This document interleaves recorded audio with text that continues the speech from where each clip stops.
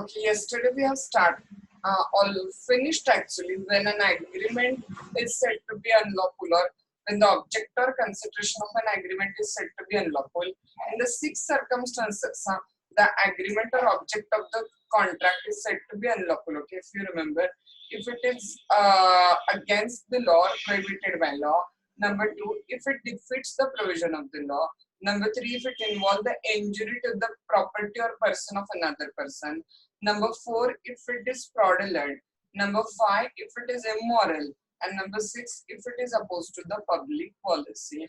Then we have discussed that when an agreement is said to be opposed to the public policy, for that we have seen the 13 points in which the agreement become opposed to the public policy. Say for example, agreement with the alien enemy, agreement in restraint of the marriage, and agreement in restraint of the judicial proceeding, agreement interfering in the legal proceeding, etc. Now, out of that, one of the point when an agreement is said to be opposed the public policy was agreement in restraint of the trade. And yesterday itself I have told you that there may be individual short note on this particular question. So therefore, I have given you a separate answer for this question. Comparatively, the answer is somewhat bigger, almost broad question. Even though asked, you can write down the answer. एवढा answer आपण काय केलेलं तर लिहिलेलं आहे. So agreement in restraint of a trade is considered as a void. But this general rule is subject to exception. So general rule and exception we are going to discuss. As always, the very first point you are going to do is the introduction. Okay. Now section 23 of the act laid down the circumstances when agreement is a void. Out of that, 6.1, as I already told, is agreement opposed to the public policy. There are various agreements which are opposed to the public policy, and out of which one agreement is an agreement in restraint of a trade. So, as a general rule, agreement in restraint of trade काय होणार आहे सांगा तर void agreement असणार आहे, but this rule is subject to exception. पण याला काय सांगा exception आहे. So the rule and the exception are discussed as under. So we are on the general rule first of all, agreement in restraint of a trade. तर meaning टाकले आपण पहिला म्हणजे नेमकं काय की इन रेस्ट्रेंट ऑफ ट्रेड तुम्ही agreement करणार म्हणजे काय तर तुमच्या profession, occupation, business, trade vocation च्या चॉईस मध्ये इंटरफिअरन्स करणारा अग्रीमेंट म्हणजे कसं अग्रीमेंट असेल सांगा तर agreement in restraint of a trade म्हणून कन्सिडर केलं जाईल तिथं. Okay, let's start. बघा, an agreement which interfere with the liberty of the person to engage himself into any lawful trade, profession, occasion is called as an agreement in restraint of a trade. Public policy requires every man should get the liberty to work for himself and should not get the liberty to deprive himself of the fruit of his labor. Of course, प्रत्येकाला स्वतःला liberty आहे to choose the business, occupation, profession he want to do, and at the same time he also have the liberty to enjoy the fruit of his labor. त्याच्या ज्या काही कष्टाचे fruits आहेत ते स्वतःला एन्जॉय करायचा त्याला अधिकार आहे तिथं. Okay, it is also in the interest of the community पण every man should be at the liberty to engage himself in any trade, profession, business and use his skill to the best of capacity consistent with the good of the community. As such, every agreement ज्यानं तुम्हाला तुमचं lawful profession, trade, business करण्यापासून थांबवलं जाते ते void आहे.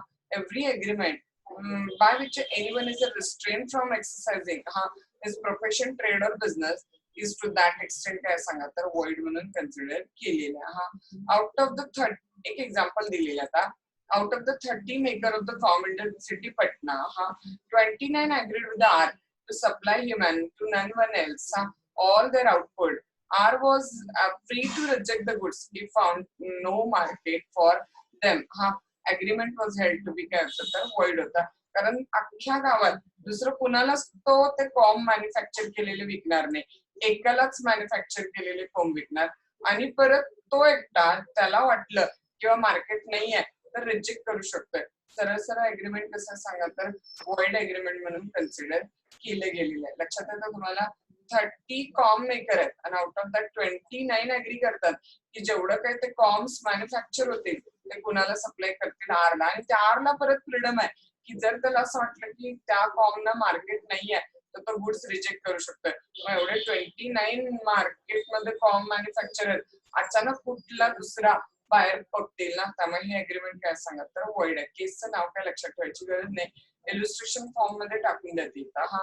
But this rule is subject to the exception हा. Now what are that exceptional situation, की ज्या वेळेला agreement in restraint of trade जरी असलं तरी अग्रीमेंट काय कन्सिडर केलं जाणार नाही, तर वॉइड होणार नाही. पहिल्या लक्षात आलं, जनरल रूल बघितला की agreement in restraint of trade हा वॉइड आहे. आणि आता काय बघणार आहे सांगा, तर Wien agreement in restraint of trade जरी असला तरी तो वॉइड होणार नाही, त्याचे एक्सेप्शन्स आपण बघतोय तिथं हा. आता बघा, सेल ऑफ द गुडविल याचं पटकन एक छोटस एक्सेप्शन एक्झाम्पल तुम्हाला देते आणि मग तुम्हाला पटकन काय होईल तर कळेल तिथं. सेल ऑफ गुडविल, सपोज ना I have one shop, say for example ना I have one beauty parlor हा, तर त्या ब्युटी पार्लरच्या इचलकरंजी मध्ये की नाही एक प्रॉपर गुडविल तयार झालेला आहे हा. त्या पार्लरच्या नावाकडे बघूनच लोक काय येतात तर पार्लर मध्ये येतात हा. मग आता मला हे ब्युटी पार्लर विकायचं होतं काय, I was in need of certain money मधील सम प्रॉब्लेम, तर मला हे ब्युटी पार्लर विकायचं आहे. मी पार्लर ज्याला त्याचं मशिनरी आणि इन्फ्रास्ट्रक्चर विकलं त्यालाच माझ्या ब्युटी पार्लरचं गुडविल पण विकलं. म्हणजे लक्षात आलं तुम्हाला. समजा say for example Madhuri beauty parlour असेल तर ते खूप फेमस पार्लर तयार झालं होतं हा, आणि या माधुरी ब्युटी पार्लरचं एक गुड नेम तयार झालेलं, एक गुडविल तयार झालेलं. तर मी मिस्टर एक्स ला हे पार्लर माझ्या गुडविल सहित म्हणजे या नावासहित विकलं हा. मग आता बघा, let me know from your side हा, की सपोज या मिस्टर एक्स न मला सांगितलं की पुढची 2 वर्ष, सपोज या मिस्टर एक्स न मला काय सांगितलं सांगा, तर पुढची 2 वर्ष तुम्ही काय करणार नाही तर सिमिलर हा एरियामध्ये किंवा विदिन दॅट एरियामध्ये ब्युटी पार्लरचा बिझनेस करणार नाही. लक्षात आलं तुम्हाला. कारण बघा, शेवटी अल्टिमेटली माधुरी ब्युटी पार्लर कडे बघून येणारे 50 लोक असतील, तर त्या माधुरी ब्युटी पार्लर मध्ये काम करणाऱ्या माझ्याकडे बघून पण येणारे 50 लोक असतील ना. जर मी या एमबीपीच्या शेजारीच दुसरं पीबीपी काढून बसले तर ऑफकोर्स त्या एमबीपीचे गिराईक थोडंफार कमी येणार ना, आणि मग त्यानं मला गुडविल साठी जे एक्स्ट्रा 2 लाख 3 लाख 4 लाख दिले असतील तर त्याला काय फायदा होईल तिथं. त्यामुळे when we sell a particular person the goodwill of the business हा, then for certain reasonable period within certain reasonable area तुम्ही सिमिलर बिझनेस करू शकत नाही, असं रिस्ट्रिक्शन तो काय करू शकतो तर आपल्यावरती लावू शकतोय. And that is perfectly valid. त्याच्यामध्ये काही सुद्धा इनव्हॅलिड नाही आहे. त्याला काय कन्सिडर केलं जाईल सांगा, तर व्हॅलिड म्हणून कन्सिडर केलं जाईल तिथं. What the point. So when we sell a goodwill to somebody, एखाद्याला आपण काय सेल करतोय सांगा, तर गुडविल सेल करतोय, तर त्यावेळेला आपण काय करू शकतोय तर for some period and within certain area तो सिमिलर बिझनेस करू शकणार नाही, असं रिस्ट्रिक्शन आपण टाकू शकतोय. A seller of goodwill of a business may be restrained from carrying on similar business within specified local limits so long as buyerची स्वतःची identity तयार होत नाही हा. Buyer or any person deriving the title to the limit ha appear to the court reasonable regarding had to the nature of the business ha. Then next one बघा काय लिहिलंय, त्याला केस आहे. केसचं नाव लक्षात राहिलं तर ठीक आहे, नाही राहिलं तर नुसतं ना जनरल लक्षात ठेवलं किंवा हा पॅरेग्राफ जरी नाही लक्षात ठेवला तरी चालेल, कारण एवढं काय इम्पॉर्टंट क्वेश्चन आहे. त्यामुळे केसेसची नावं लक्षात ठेवण्यात एनर्जी वेस्ट करायची गरज नाही हा. In a Hukumichand versus Jaipur and oil mill company, limit म्हणजे लोकल लिमिट अँड ड्युरेशन म्हणजे काळ हा of the restraint is so long as the buyer or any person deriving the title to the goodwill from him carries on the life business. तोपर्यंत ते buyer स्वतःची identity create करत नाही तोपर्यंत ते रिस्ट्रिक्शन टाकलं जाऊ शकतं. ओके. आता पार्टनरशिप अग्रीमेंट मध्ये असे काही रिस्ट्रिक्शन्स आहेत हा. काय रिस्ट्रिक्शन्स पार्टनरशिप अग्रीमेंट मध्ये येतात बघा. As per section 11(2) of the partnership act, partner shall not carry on the business other than that of the firm while is a partner. तोपर्यंत जर असं अग्रीमेंट मध्ये लिहिलं असेल तरच असा रूल टाकता येतो, अदरवाईज असं जनरल रूल मध्ये नसतं. जनरल रूल मध्ये जरी आपण एखाद्या फर्म मध्ये असलो तरी पण still we can do our private business also even though we are a partner in a firm. But if in an agreement it is mentioned in the partnership deed that till the time you are a partner in the firm you will not do any other business, then you can't do, because as it is decided in the partnership agreement. Okay, so partner shall not carry on any business other than that of the firm while he is a partner ha. Number 2 बघा काय लिहिलं आहे तिथे तर, an outgoing partner, suppose you are leaving the firm ha, तेव्हा पण तुमच्याकडनं असं लिहून घेतलं जाऊ शकते की काही ठराविक काळ, काही ठराविक एरिया पुरतं मर्यादित तुम्ही सिमिलर बिझनेस करू शकत नाही. लक्षात घ्या, आउटगोईंग पार्टनरला तसा बिझनेस तो कुठंच आणि कधीच करू शकणार नाही असं नाही लिहून देऊ शकत. Suppose say for example, I have a law firm, okay, and you are a partner in my law firm and you are leaving the firm. Now, is it possible for a lawyer who is leaving his law firm now, partner in a firm, तो partnership सोडतोय आणि बाहेर चाललेला आहे, तर is it possible for you to start a hospital and start a practice of doctor, lawyer आहे म्हटल्यावर when you will go outside definitely you are going to do your law job, your law practice. त्यामुळे असं forever आणि कुठंच तुम्ही ते करू शकत नाही असं नाही म्हणता येणार. हा, पण फॉर अ स्पेसिफाईड एरिया आणि for a some specified period तुम्ही सिमिलर बिझनेस नाही करू शकत असं आउटगोईंग पार्टनर वरती रिस्ट्रिक्शन लावलं जाऊ शकते. बघा, section 36(2), an outgoing partner may agree with his partner not to carry on a business similar to that of the firm within a specified period and within a specified local limit. Then C point बघा, according to section 54 of the Indian Partnership Act, partner may upon or in anticipation of the dissolution of firm, त्यांना असं लक्षात आलं की firm dissolve होणार आहे and make an agreement that some or all of them will not carry on a specified carry on एक शब्द राहिला similar business असं करा, carry on similar business within a specified local limit. ज्यांच्याकडे notes आहेत ते नोट्स मध्ये करा. will not carry on similar business within a specified local limit. Partnership agreement मध्ये पण ज्याला ते फर्म डिझॉल्व्ह व्हायला लागले तसं लिहून घेऊ शकतात की similar business for some specified area ते करू शकत नाही. तिथं तोच अराउंड मुद्दा आहे, फक्त वेगवेगळ्या पद्धतीने दिलेला आहे. नेक्स्ट मुद्दा पण तसाच आहे की फर्मनं आपली पूर्ण पार्टनरशिप फर्मचा बिझनेस कुणाला तरी विकला आणि बरोबर गुडविल पण विकला. मगाशी गुडविल कोण विकाल तर सांगा, एक प्रायव्हेट पर्सन प्रोप्रायटरशिप बिझनेस विकला होता आणि त्याच्याबरोबर गुडविल विकलं होता. आणि आता इथं section 53(2) of Indian partnership act आहे आणि आता इथं गुडविल कोण विकायला लागले तर फर्म गुडविल विकते आपल्या बाकीच्या बिझनेस बरोबर. त्यावेळेला सुद्धा ज्याला गुडविल विकलेलं आहे त्याच्याबरोबर एक कंडिशन घातली जाईल. काय कंडिशन असेल बघा तिथं, will just test out. Where the goodwill of the firm is sold after the dissolution, partner may carry on the business competing with that of the buyer and he may advertise such a business. Of course, partner competing business करू शकतो त्यानं goodwill तिसऱ्या व्यक्तीला म्हणजे बायरला विकल्यानंतर पण partner काही गोष्टी नाही करू शकत. काय नाही करू शकत बघा, एकदा गुडविल विकल्यानंतर, but subject to the agreement between him and the buyer he may not use the firm name. आता फर्मचं नाव विकलंय ना, आता फर्मचं नाव वापरता येईल काय त्याला नाही. अजूनही त्या फर्मच्या बिझनेसशी जोडला असं रिप्रेझेंट करता येईल काय नाही. Cannot represent himself as carrying on the business of the firm. आणि काय नाही करू शकत सांगा, त्या पूर्वीच्या बिझनेसच्या ज्या काही कस्टम्स होत्या, ज्या काही प्रोसिजर्स होत्या, बिझनेस करण्याची पद्धत होती ती तो कॉपी करून घेऊ शकत नाही.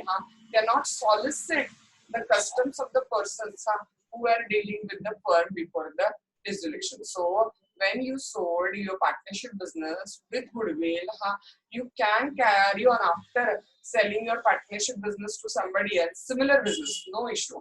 But you cannot use the firm name. You cannot represent that you are still carrying on the business of the firm, and you cannot solicit the customs of the firm you are dealing before the dissolution. Now further काय नाही करू शकत बघा, आणखीन एक मुद्दा त्याच्यामध्ये partnership मधलंच exception. According to section 53 subclause 3 of the Indian Partnership Act, any partner may, upon the sale of the goodwill of the firm, make an agreement with the buyer that such a partner will not carry on the business similar to that of the firm, पण कुठं फक्त सांगा limited area मध्ये limited period साठी, within a specified period or within a specified local limit. I will repeat in the form of revision what we have discussed. See, number one, I am a sole proprietor of a particular business and I sold my business with goodwill. Then I may agree with the buyer that I will not do the similar business within a specified local limit and for some specified period. The agreement is valid. Number two, in a partnership, point number 1, section 11 subclause 2, partner may agree that while he is a partner in the firm, he will not carry on another business. Agreement is valid. Number 2, partner who is an outgoing partner, that is, he is leaving the partnership firm, he may agree that he will not do the similar business of the firm within a specified period for specified local limit. Then point number 3, when partnership has been dissolved, and the partner comes to know that they're going to make a dissolution of partnership, they may make an agreement that they will not carry on the specified local limit in a specified time, similar business. Then next one point, when the partnership firm is totally dissolved and the firm's business and goodwill is sold to a particular buyer, the partner may carry on similar business, but they can't use the firm name, they can't represent themselves as carrying on the business of the firm, and they cannot solicit the customs of the business of the firm. Previously, they were a partner. And then the point we have discussed that they may agree with the buyer who has purchased the goodwill of the firm that they will not carry on the similar business for some specified period within specified local limit. That all are considered to be the exception to the general rule that an agreement which is in the strength of a trade is a void. Now, another point which is there given, trade combinations. Have you heard about this one? की तुम्ही paste घेतला की त्याच्याबरोबर brush free, तर ते तुम्हाला combination मध्ये ब्रशचे पैसे पण थोडेफार घेतलेलेच असतात त्याच्यामध्ये. मग त्याच्यामध्ये काही रॉंग आहे का? तर no, that agreement are also considered as a valid agreement. Trade combinations are also considered as a valid agreement. Trader and manufacturer in the same line of the business normally form the association to regulate the business or to fix the prices.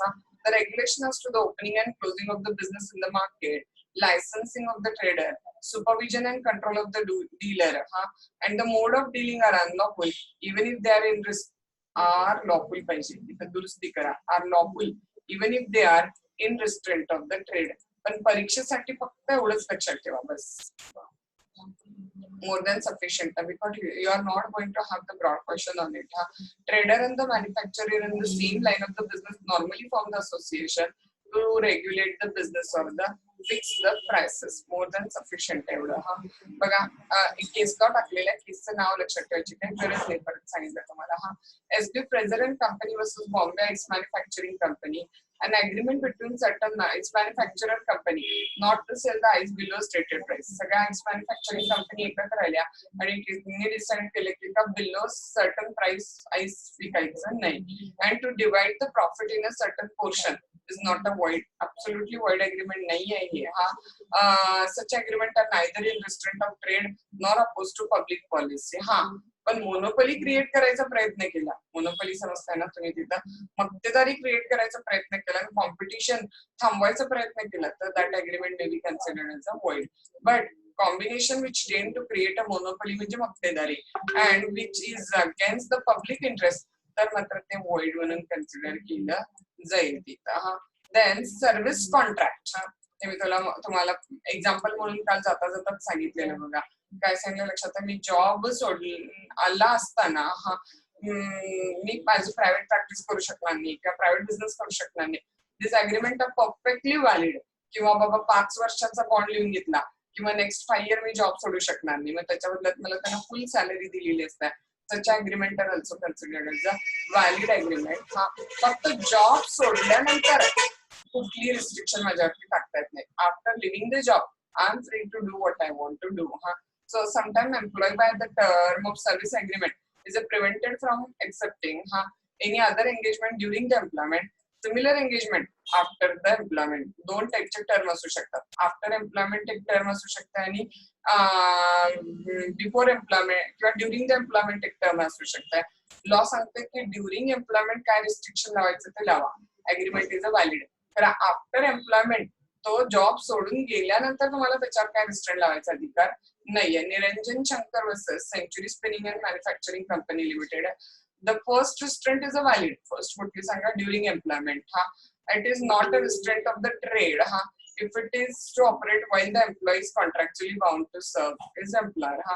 Doctor, for example, are usually debarred from private practice during the term of their employment. जोपर्यंत private doctor job करतात तोपर्यंत he will not be allowed to do the private practice. This is perfectly valid. त्याच्यामध्ये काय void नाहीये.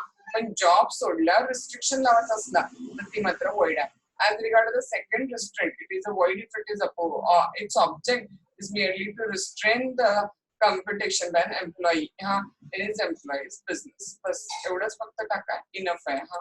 Then केस लॉची पण गरज नाही त्याच्यामध्ये, डिरेक्टली काय करा तर कन्क्ल्युजन टाकून द्या त्याच्यामध्ये, इनफ होईल तो आन्सर तिथं. मोस्टली एवढं काही नाही, तुम्हाला जे तुमच्या भाषेत समजेल तसं लक्षात ठेवलं तरी चालेल, एवढा काही महत्वाचा क्वेश्चन नाही, so not to take a tension about it. Introduction द्यायचं, इन जनरल रूल सांगायचं की agreement in respect of a trade void आहे, कारण प्रत्येकाला त्याच्या चॉईसचा freedom, trade, profession, occupation, business करायचा अधिकार आहे तिथं हा. देन त्याचं एक्सेप्शनला जायचं, पहिलं सेल ऑफ गुडविल, नंतर मग पार्टनरशिप अग्रीमेंट, त्यातले सगळे ते 5 पॉईंट घ्यायचे हा. अँड देन कशावर जायचं सांगा, ट्रेड कॉम्बिनेशन, नंतर येणार सर्व्हिस कॉन्ट्रॅक्ट, आणि नंतर येणार आहे ते कन्क्लुजन. अशा पद्धतीने उत्तर काय करत जायचं तर टाकत जायचं तिथं. सो इथे आपण आपला essential element number next complete केलेला आहे. We have finished out for the creation of a valid contract. There must be valid offer, absolute acceptance, consideration is required. After consideration, pre-consent of the parties is required. Competency of the parties is required. Then the object or consideration of the contract must be lawful. Okay, 6 points we have discussed from section number 10, which are required for the creation of a valid contract. If you remember your section number 10, चा शेवटचा point काय होता सांगा, agreement must not be expressly declared to be void. तुमचं agreement असं असता कामा नये की ज्याला लॉने काय केलेलं आहे तर एक्सप्रेसली व्हॉइड म्हणून डिक्लेअर केलेलं आहे. Got the point. एक्झॅक्टली तोच पॉइंट आपण इथं आता काय करतोय तर डिस्कस करतोय. हा आपल्याला 20 मार्काचा सुद्धा क्वेश्चन आहे, शॉर्ट नोट पण आलेली आहे याच्यावरती. हा कशावर सांगा तर व्हॉइड अग्रीमेंटवर. कसं असेल, एक तर शॉर्ट नोटला प्लेन येईल व्हॉइड अग्रीमेंट, किंवा ब्रॉड क्वेश्चन असेल, discuss the agreement which have been expressly declared by law to be void under the Indian Contract Act. हा इझिएस्ट क्वेश्चन आहे का सांगा, कारण ह्याचं 80% उत्तर आपल्याला मागे गेलेलं आहे. हा फक्त मागे जे सगळे व्हॉइड अग्रीमेंट आपण बघितले, जसं minus agreement, agreement without consideration, agreement of unsound person, ते आपल्याला आता इथे एका जागी फक्त कंपाईल करायचे. त्यामुळे सगळं उत्तर आपण बघितलेलं 80%. एक 2 पॉईंट निवड, बाकी 80% बॅक पॉईंट आहेत. रिव्हिजन फॉर्म मध्ये क्वेश्चन आपल्याला फटाफट बघत जायचं आहे. लक्ष ठेवा. हा introduction. Indian Contract Act declares certain agreement to be void. Okay, so an agreement have the all essential element. It also necessary that it must not have been expressly declared to be void. बाकी सगळे essential element जरी असले तरी हे पण महत्वाचं की agreement expressly declared to be void नको आहे. Void agreement म्हणजे माहिती आहे तुम्हाला, which is not enforceable by law. Such agreement are considered as a void agreement. Void agreement काय असतात सांगा, from the beginning void असतात. So they are a void ab initio, that is void from the beginning. So one of the example काय त्याचं wagering agreement म्हणजे आठवतं काय सांगितलेलं, पैजेचं अग्रीमेंट. आज पाऊस पडेल, काय पडला तर मी 500 देईन, नाही पडला तर तुम्ही 500 द्या. That is wagering agreement. Okay, so the agreement which are expressly declared to be void and including wagering agreement is discussed as under. Roman 2 करायचं void agreement.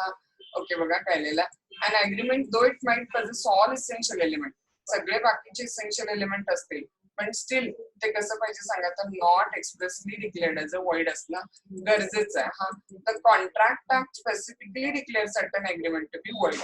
Agreement a void agreement is the one which is not enforceable in the court of law and such agreement does not give rise to any legal consequences. का सांगा, from the बिगिनिंगच ते void असतात. मग Roman 2 करायचा void agreementचं meaning आणि definition.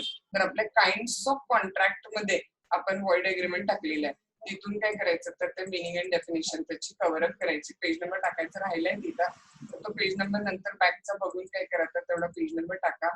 So आणि definition तुम्हाला माहित आहे, void agreementची डेफिनेशन काय सांगा, an agreement which is not enforceable by law is considered as a void agreement. Simple साधी डेफिनेशन आहे. ती डेफिनेशन काय करायची तर तिथे द्यायची आपल्याला, आणि देन मग आपल्याला लिस्ट बघायचे कुठले कुठले agreement expressly declared to be void आहे त्याची लिस्ट आपण काय करतोय तर बघतोय. ओके, रोमन 2 केला व्हॉइड अग्रीमेंटचं meaning and definition. Then Roman 3 you are going to do, and that Roman 3 is a agreements expressly declared to be void. फक्त आता रिव्हिजन फॉर्म मध्ये बघणार आहे. लक्ष द्या सगळेजण, कारण आपल्याला सगळं केलेलं आहे. Number 1, agreement by incompetent parties is considered as a void. Remember, agreement which is made by major sound mind and person not disqualified valid आहे. तर बरोबर उलट, जर मायनर असेल, इनकॉम्पिटंट पर्सन असेल, म्हणजेच कोण अनसाऊंड माइंड आणि डिस्क्वालिफाईड बाय लॉ असेल, तर त्याचं अग्रीमेंट कसं सांगा वॉइड आहे. एक्झाम्पल म्हणून आपण परत इथं कुणाची केस टाकणार, same was held in the case of Mohini Bibi versus Dharmadas Ghose. Then परवा बघितलं लक्षात आहे, म्युच्युअल मिस्टेक ऑफ फॅक्ट म्हणजेच काय सांगा, बायलॅटरल मिस्टेक ऑफ फॅक्ट असेल तर अग्रीमेंट काय सांगा तर वॉइड आहे तिथं. हा, सो म्युच्युअल मिस्टेक आहे, both parties are under the mistake आहे. हा, म्हणजेच बायलॅटरल मिस्टेक आहे, मिस्टेक ऑफ लॉ नाही आहे, तर agreement will be considered as a void. हा, एक्झाम्पल पण तेच दिलेलं आहे बघा. A agrees from B certain horse, दोघांना माहित नाही की घोडा मेलेला आहे. इट टर्न आउट की horses are dead at the time of the bargain. Agreement काय झालं सांगा तर वॉइड, कारण एन्फोर्सच होऊ शकत नाही ना, घोडाच मेलेला आहे तिथं. हा, देन पुढचं पण तुम्हाला माहिती, आपण अखंड 20 मार्काचा ब्रॉड क्वेश्चन बघितला याच्यावर. अग्रीमेंट हा the consideration or object of which is unlawful, कालच बघितलेला क्वेश्चन सेक्शन 23. हा, अगेन बघा, अकॉर्डिंग टू सेक्शन 23 कन्सिडरेशन किंवा ऑब्जेक्ट कसं पाहिजे, लॉफुल पाहिजे. हा, जर ते लॉफुल नसेल तर अग्रीमेंट काय होईल सांगा तर वॉइड म्हणून कन्सिडर केलं जाईल. नंदीलाल वर्सेस थॉमसच्या केसची एक्झाम्पल टाकलेली आहे. एक्साइज ऍक्ट खाली ते लिकर शॉपचं लायसन्स दिलेलं होतं त्याला. हा, आणि लिकर शॉप खाली आपल्याला सेल ट्रान्सफर किंवा पार्टनरशिप इन द बिझनेस घेता येणार नाही, तरी एन बी ला पार्टनरशिप मध्ये घेतला. Agreement was held to be void का सांगा, त्याचा ऑब्जेक्ट अनलॉफुल आहे तिथं. देन नेक्स्ट वन, अग्रीमेंट ज्याचं कन्सिडरेशन किंवा ऑब्जेक्ट लॉफुल इन पार्ट आहे आणि lawful unlawful in a part आहे. तर लॉ सांगतो की जेवढा लॉफुल पार्ट आहे तेवढा व्हॅलिड आहे आणि जेवढा अनलॉफुल पार्ट आहे तो काय इनव्हॅलिड आहे. पण लॉफुल पार्ट आणि इनलॉफुल पार्ट जर सेपरेबल नसेल तर entire agreement will be considered as a void. Okay, हा पॉईंट न्यू आहे. समजा agreement the consideration or object of which is illegal. हा, कसं सांगा, इलिगल आहे, अनलॉफुल आहे in a part and the part is not separable from the whole. जर ते दोन पार्ट सेपरेबल नसतील तर मात्र होल अग्रीमेंट काय होईल सांगा तर वॉइड होईल. पण पार्ट पासून सेपरेबल असेल तर लीगल पार्ट एन्फोर्सेबल होईल. हा, लीगल पार्ट विल बी एन्फोर्सेबल आणि अनलॉफुल पार्ट काय होईल सांगा तर वॉइड म्हणून कन्सिडर केला जाईल तिथं. हा, नाव पाचवा पॉईंट बघा, अग्रीमेंट मेड विदाउट कन्सिडरेशन. हे पण तुम्ही अवेअर आहे, आपण 20 मार्काचा अखंड ब्रॉड क्वेश्चन घेतला. As a general rule agreement without consideration कसं असतं सांगा, void. Consideration is one of the essential term for the valid contract. Okay, see, according to section 25 of the Indian Contract Act, agreement made without consideration काय सांगा तर void आहे. Subject to exceptions पण आठवतात, love and affection, compensation for voluntary services, promise to pay time by debt, gift, agency आणि charitable subscriptions. हा, हे सगळे काय सांगा तर त्याचे एक्सेप्शन्स आहेत की ज्या केसमध्ये जरी कन्सिडरेशन नसलं तरी अग्रीमेंट काय कन्सिडर केलं जातं तर व्हॅलिड म्हणून कन्सिडर केलं जात आहे. हे आपण काल बघितलेलं हा मुद्दा. Marriage is a personal right of everyone. Okay, so no agreement can be made which is in restraint of the marriage. and therefore any such agreement is considered as a void agreement. Okay, according to section 26 every agreement in restraint of a marriage other than minor काय सांगा तर void आहे. हा, का, कारण marriage आणि marital status हा every इंडिव्हिज्युअलचा personal right तिथे कन्सिडर केलेला आहे. हा, देन नेक्स्ट वन बघा, agreement in restraint of a trade. आत्ताच आपण उत्तर संपवलेलं आहे अखंड त्याचा. हा, as a general rule as per section 27 agreement in restraint of a trade हा काय सांगा तर वॉइड अग्रीमेंट कन्सिडर केलं गेलेलं आहे तिथं. हा, पण याला काही एक्सेप्शन्स आहेत. काय एक्सेप्शन्स आहेत सांगा तर goodwill, partners agreement, trade combination आणि service contract. These all are considered to be the exceptions. Then next one तुम्हाला सांगितलेलं आहे लॉ मेकिंग माझं किंवा तुमचं काम नाहीये. So nobody can make an interference in the legal proceeding. So agreement in restraint of legal proceeding are also considered as a void agreement. Okay, so section 28 is there. Agreement which is in restraint of the legal proceeding पण काय होईल सांगा तर it become void. हा, such a agreement in restraint of legal proceeding हा चे example काय बघा, काल बघितलेलं आठवत आहे, agreement restraining the enforcement of the right. हा, जो राईट मला लॉनं दिलाय तो राईट मी कधी एन्फोर्सच करणार नाही असं लिहून दिलं तरी ते अग्रीमेंट व्हॅलिड नाही आहे. मला राईट टू लाईफ कॉन्स्टिट्यूशनने दिलाय, तुम्ही मला मारला तरी मी किंवा माझ्या घरचं कोण ऑब्जेक्शन घेणार नाही. Is it this agreement valid? No, because right to life मला कॉन्स्टिट्यूशनने दिलाय आणि मी सुद्धा स्वतः लिहून तो राईट सोडू शकत नाही तिथं. हा, परत period of limitation 3 year 2 years suit file करायला लॉनं दिलेलं आहे, ते कर्टेल आपण करू शकत नाही. तसलं अग्रीमेंट व्हॅलिड अग्रीमेंट नाहीये. Agreement curtailing the period of the limitation. हा, लिमिटेशन पिरियड कुठल्या लॉ मध्ये दिलेला तर इंडियन लिमिटेशन ऍक्ट मध्ये दिलेला हा. देन 9th पॉइंट बघा आपल्याला किती वेळा तरी गेलेला हा. I have 3 car, I am not specifying which car and I'm just asking you, will you purchase my car? You said okay, I will purchase your car. Agreement is a void because the meaning of the agreement's term is uncertain, not clear, vague, etc. Okay, so according to section 29, the agreement, the meaning of which is not certain, is considered as a void. Okay, the uncertainty may be about कशाच्या बाबतीत असेल सांगा, वस्तूच्या existence, quantity, quality, price सगळ्या बाबत असू शकते. A agrees to sell the B 100 ton of oil. There is nothing to show which kind of the oil is intended. हा agreement काय होईल सांगा तर void का, कारण नेमकं कुठल्या प्रकारचं ऑइल ते मेन्शन केलेलं नाहीये हा. त्याच्यानंतर वेजरिंग एग्रीमेंट तुम्हाला सांगितलेलं पैजीची एग्रीमेंट. मी आता या क्षणाला पैज लावली यशस्वी बरोबर. Yashasvi it will rain today. She saying no it will not rain today. We had a bet हा, आणि यशस्वी जिंकले की आज पाऊस नाही आला. मी त्यांना काय त्यांचं पैसे देत नाही, तर can she go in a court of law and recover her money? No. Wagering agreement are a void agreement. Okay, so according to section 10, a wager is an agreement between two parties ज्याच्यामध्ये one party promises to pay the money or money's worth on the happening of uncertain event. पाऊस पडला तर मी देईन in consideration of the other party. पाऊस पडला नाही तर यशस्वी देतील if the event does not happen. Okay, so wagering agreement पण इंडियामध्ये काय सांगा तर expressly declared to be void आहे तिथं. त्यामुळे you cannot recover the money in the court of law. Then पुढचं पण खूप वेळा गेलेलं आपल्याला. A agrees to put a life into the dead wife of B. Agreement कसं सांगा इम्पॉसिबल आहे, शक्य आहे काय करणं मेलेल्या माणसाला जिवंत नाही. त्यामुळे तुम्ही कोर्टात जाऊन पैसे रिकव्हर करू शकता का अशा अग्रीमेंटचे नाही. Agreement depending upon happening of impossible event is a void agreement. Example बघा, ऍक्च्युली हे ना सायन्सचा रूल आहे, दोन स्ट्रेट लाईन स्पेस मध्ये कधी एन्क्लोज होऊ शकत नाही. हा म्हणजे इट इज जस्ट लाईक की संध्याकाळी 8 वाजता सूर्य उगवला तर मी तुला 1000 रुपये देईन. हा हे इम्पॉसिबल आहे की संध्याकाळी 8 वाजता सूर्य उगवूच शकत नाही. हा so that is the point. तसंच हे सायंटिफिकली अशक्य आहे. A agrees to pay ₹1000 to the B if two straight line should enclose in the space. Agreement काय सांगा void आहे, कारण ते अशक्य आहे. तुम्हाला वाटलं तर ते एक्झाम्पल पण देऊ शकता. A agrees to put a life into the dead wife of the B वाला. हा ते पुढे आलेलं आहे. Agreement to do impossible act. परत तोच agreement which is made to do an impossible act काय सांगा void agreement आहे. For example A agrees to put a life into the dead wife of B. Agreement काय होईल सांगा तर void होईल. मग तुम्ही विचाराल की मागचा आणि याच्यात काय फरक आहे, तर हे डायरेक्ट इम्पॉसिबल ऍक्ट करण्यासाठी अग्रीमेंट आहे आणि हे अग्रीमेंट एखाद्या इम्पॉसिबल घटनेवर डिपेंड आहे. जर संध्याकाळी 8 वाजता सूर्य उगवला तर मी तुम्हाला देईन. म्हणजे हे अग्रीमेंट एखाद्या इम्पॉसिबल घटनेवर आधारित आहे, कॉन्टिंजेंट आहे, डिपेंडिंग ऑन इव्हेंट. हा आणि हे एक्झाम्पल डायरेक्ट इम्पॉसिबल गोष्ट करण्यासाठी आहे. म्हणजे लक्षात आलं, मेलेल्या बायकोला जिवंत करतो म्हणजे डायरेक्ट इम्पॉसिबल गोष्ट करण्यासाठी अग्रीमेंट टू डू इम्पॉसिबल, आणि ते agreement depending on contingent event आहे हा विच इज इम्पॉसिबल. हा दोन्ही मध्ये काय सांगा तर फरक आहे इथं. हा आणि लास्ट 13th पॉइंट आहे रिसिप्रोकल प्रॉमिसेस आहेत. रिसिप्रोकल म्हणजे देवाणघेवाणीचे, तुम्ही करा मग मी करते, दॅट इज रिसिप्रोकल. आता याच्यामध्ये पण असंच आहे, हाफ पार्ट लिगल आहे आणि हाफ पार्ट इलिगल आहे. मग परतच असंच आहे, सेव्हरेबल असतील दोन्ही एकमेकांच्या पासून तर लॉफुल पार्ट एन्फोर्सेबल आहे, अनलॉफुल पार्ट void होईल तिथं. हा बघा, in case of the reciprocal promises to do the legal and also illegal thing, the second set of the reciprocal promises are void.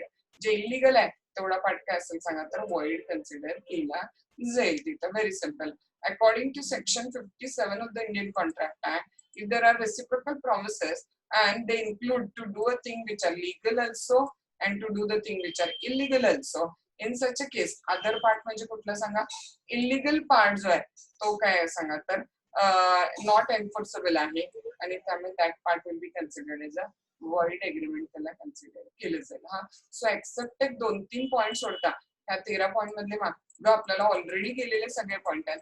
मागचेच case lodge, मागचेच sections refer करून आपल्याला उत्तर द्यायचं. हा क्वेश्चन मात्र इम्पॉर्टंट पण आहे आणि खूप सोपा पण आहे, कारण मागचं पूर्ण कॉन्ट्रॅक्ट ऍक्ट आतापर्यंत बघितलेलं इथं काय झालं या क्वेश्चन मध्ये थोडक्यात आलेलं आहे. इंट्रोडक्शन द्यायचं, void अग्रीमेंटची कन्सेप्ट टाकायची, void अग्रीमेंटची डेफिनेशन टाकायची, कुठले कुठले agreement expressly declare to be void आहेत ते लिस्ट आउट करत जायचं. 13 अग्रीमेंट आहेत. हा agreement by incompetent parties. Number 2 agreement under mutual mistake of fact. Number 3 agreement ज्याचं कन्सिडरेशन किंवा ऑब्जेक्ट अनलॉफुल आहे पार्ट मध्ये, अग्रीमेंट मेड विदाउट कन्सिडरेशन, हा agreement in restraint of marriage, agreement in restraint of trade, agreement in restraint of legal proceeding, agreement ज्याचं meaning uncertain आहे, agreement by way of wager, agreement जे contingent on impossible event आहे, agreement to do directly impossible act आहे, आणि असं reciprocal promises की ज्याच्यामध्ये one part is legal आहे अनदर पार्ट इज इलिगल आहे, तर इलिगल पार्ट काय तर वॉइड अग्रीमेंट म्हणून कन्सिडर केलं जातं. Okay, so if you have any doubt with this question you can ask me.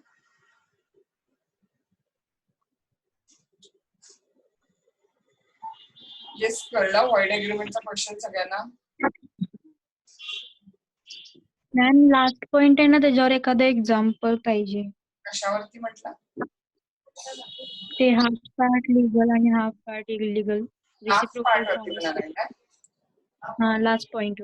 Okay okay, बघा सपोज ना एक जहाजावरती की नाही मला वॉचमन म्हणून अपॉइंट केले काय, हा, आणि त्या जहाजावरती की नाही दिवसा वेगळं काम चालतंय रात्रीच्या वेळेला वेगळं काम चालतंय. हा, मला त्यांनी सॅलरी कशी प्रॉमिस केली बघा की दिवसाचं जे काम आहे ते लॉफुल आहे आणि रात्री ड्रग्सचा माल उतरला जातो वगैरे वगैरे, स्मगलिंगचा ड्रग्सचा. हा, सकाळसाठी मला त्यांनी 7,000 रुपये सॅलरी देतात आणि रात्रीसाठी 20,000 देतात. हा, मग आता त्यांनी मला दोन्ही सॅलरी नाही दिली, 7,000 पण नाही दिली आणि 20,000 पण नाही दिली काम करून. पण 20,000 बद्दल मी कुठं बोलू शकत नाही कारण त्यावेळेला तिथं ड्रग्ज येतोय.